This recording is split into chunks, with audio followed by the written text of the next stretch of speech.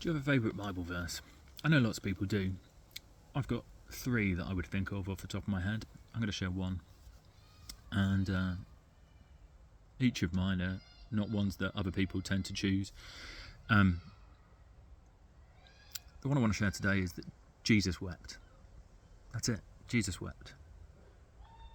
I think it's a beautiful moment. Now, it is at the point where Jesus knows about a friend of his has died, but it's also a moment where in that story he goes on and the friend is brought back to life. So it's kind of questions about why Jesus wept in that moment, but I think it's beautiful because it's a really human thing to do, and one of the things that I value most about my Christian faith is the humanity of Jesus, and being able to go look at this example of somebody who walked this earth and was fully human. But I'm not a crier. I've never been a crier. Don't tend to cry. It takes a lot for me to cry. I can't remember the last time I cried. For example, I remember when I was 10 years old and my parents told us that they were going to be separating and my dad would be moving out. But I didn't cry.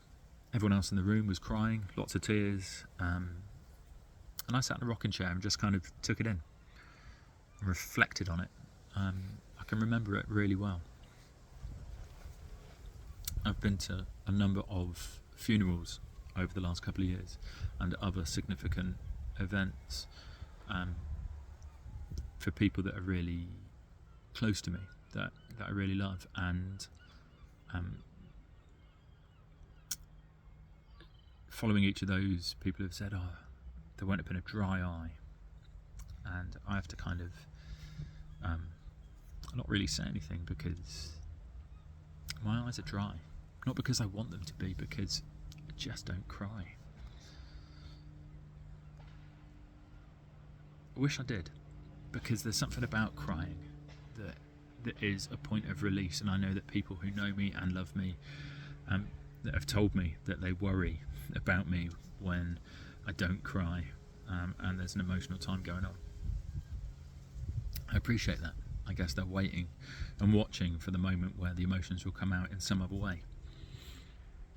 But I know that in my ministry that some of the absolutely most privileged situations I've found myself in are when being with someone or a few people and the space has been safe enough for them to cry. Because space needs to be safe to be able to cry. We don't just do it here, there and everywhere most of the time. And especially if you've been holding something for a long time, if there's something that's deep down, if you've got maybe a shame or a guilt or a hurt or something that you've never told anyone, and then for whatever reason someone's chosen to share that thing with me, what an absolute privilege. And then they cry, and it's beautiful because there's a sense of relief and release that this is out in the open, and they're almost given permission to cry and to feel the emotions. And then they apologise, and I'm never really sure why people apologise, because I think it's an absolute honour to be able to create that sort of space and to sit with people and to share in those moments. And maybe it's because they feel embarrassed, or they think they should apologise because of the snot and the tears and the puffy eyes and the smudged mascara, but it's really not necessary. But the other day I almost cried. I was like this close. I thought I might. I got to go and see one of my favourite musicians. Guy goes by the name Beans on Toast. He's fantastic. Lots of very real songs, but so much is full of hope I was watching him in one of my favourite places, and he struck a few chords and he started singing a particular song. I know the song, might have even heard it in the car on the way over. But in that moment, something inside me welled up, like from deep down, came up. I thought I was going to cry. I didn't. And it lasted a few seconds, and then it was gone. And then I spent the rest of the afternoon, rest of the evening, maybe the following few days, trying to rediscover that feeling. Trying to recreate that moment so that I might get some tears out or have that feeling, which is unusual because normally I think we try and recreate moments that are happy and we want the kind of euphoria or get the endorphins going.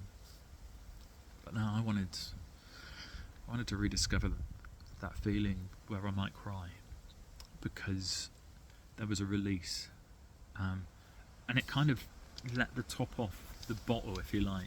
It was almost like if you open a bottle of Prosecco or champagne or something, the cork comes off, and then and for most people the tears come out and if you like the champagne goes everywhere. For me, the cork comes out and then nothing happens, and the fizz is still there and it's still inside, but it doesn't come out, and it needs pouring, it needs helping out in some way, and that's me.